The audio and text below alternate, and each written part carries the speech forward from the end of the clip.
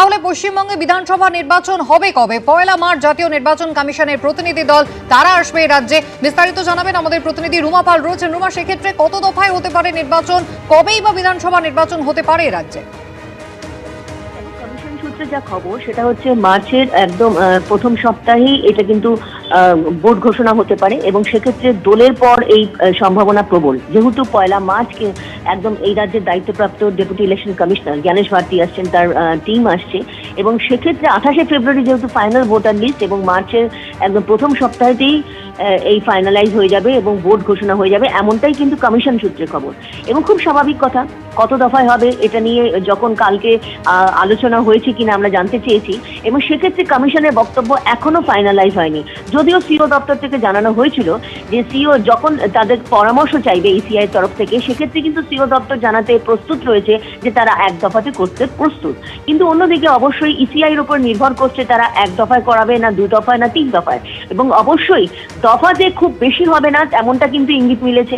1 থেকে 3 দফায় হতে পারে, অথবা যদি নির্বাচন কমিশন মনে করে 2 দফায় তারা করতে পারে, এবং সেক্ষেত্রে অবশ্যই এই নিয়ে জল্পনা তো রয়েছে। তবে যেহেতু মার্চের প্রথম সপ্তাহেই এই ভোট ঘোষণা হয়ে যাবে এমনটাই কমিশন জানাচ্ছে, অন্যদিকে দোলের পরই কিন্তু সম্ভাবনা প্রবল, সেক্ষেত্রে অবশ্যই আর কয়েকদিনেরই অপেক্ষা, তারপরেই কিন্তু সমস্ত চিত্রটা স্পষ্ট হয়ে যাবে।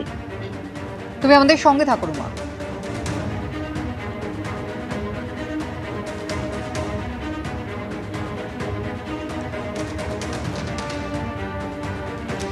অর্থাৎ যেমনটা আমাদের প্রতিনিধি জানালেন যে মার্চ এপ্রিলেই তাহলে কি রাজ্যে বিধানসভা নির্বাচন হতে পারে? রাজ্যে 1 থেকে 2 দফায় এবারে বিধানসভা নির্বাচন হতে পারে এবং দোলের পরপরই কিন্তু ভোটের দিন ঘোষণার সম্ভাবনা রয়েছে বলে নির্বাচন কমিশন সূত্রে জানা যাচ্ছে।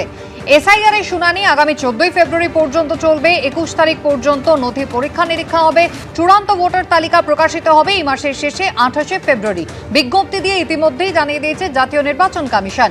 1 মার্চ রাজ্যে আসছে জাতীয় নির্বাচন কমিশনের একটি উচ্চ পর্যায়ের দল।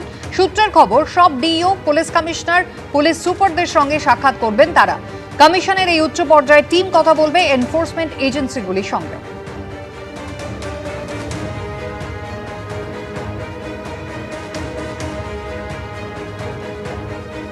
মাইক্রো অবজারভার নিয়ে প্রথমে মুখ্যমন্ত্রী মমতা বন্দ্যোপাধ্যায় আদালতে দাঁড়িয়ে সওয়াল করেছিলেন, আর এবার গত সোমবার সর্বোচ্চ আদালত স্পষ্ট করে দিয়েছিল যে মাইক্রো অবজারভার নয়, চূড়ান্ত সিদ্ধান্ত নেবেন ইআরও অর্থাৎ ইলেকটোরাল রেজিস্ট্রেশন অফিসাররা। মাইক্রো অবজারভাররা শুধুমাত্র সাহায্য করবেন। সুপ্রিম কোর্টে দাঁড়িয়ে মমতা বন্দ্যোপাধ্যায় অভিযোগ করেছিলেন যে শুধুমাত্র 8300 মাইক্রো অবজারভার এবং বিজেপি শাসিত রাজ্য থেকে রোল অবজারভার নিয়োগ করা হয়েছে পশ্চিমবঙ্গের জন্য, যাতে নির্বাচন কমিশনের অফিসে বসে এআই দিয়ে মাইক্রো অবজারভাররা সব নাম ডিলিট করতে পারে।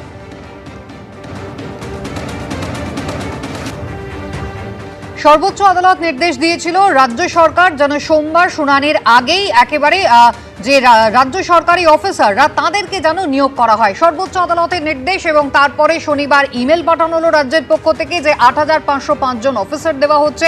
সোমবারের শুনানি, সেখানেও কিন্তু আদালতে দাঁড়িয়ে মুখ্যমন্ত্রীর আইনজীবী তিনি দাবি করলেন যে অফিসার দেওয়া হয়েছে, কিন্তু তারপরও জটিলতা কি আদৌ কাটলো? সূত্রের খবর, রাজ্য সরকারের দেওয়া এই 8505 জনের তালিকা আপাতত নির্বাচন কমিশন খতিয়ে দেখবে, তারপরে তাদের কাজে যোগ দেওয়ার বিষয়ে সিদ্ধান্ত নেওয়া হবে। সূত্রের খবর, গ্রুপ বি অফিসারদের তালিকা বলে পাঠানো হলেও সেখানে অন্যান্য গ্রুপের অফিসারদের নামও রয়েছে। লোয়ার ডিভিশন ক্লার্কের নাম রয়েছে, টাইপিস্ট, ইঞ্জিনিয়ার আমিনের নামও রয়েছে। নির্বাচন কমিশন সূত্রে খবর, রাজ্য সরকারের কাছে জানতে চাওয়া হবে যে এরা সবাই কি গ্রুপ বি কর্মী? এদের মধ্যে অনেকে এইআরও হিসাবে কাজ করছেন, তাহলে তাদের কিভাবে মাইক্রো অবজারভার হিসেবে নিয়োগ করা হবে? সূত্রের খবর, সিইও দপ্তর থেকে রাজ্যের কাছে ওই 8500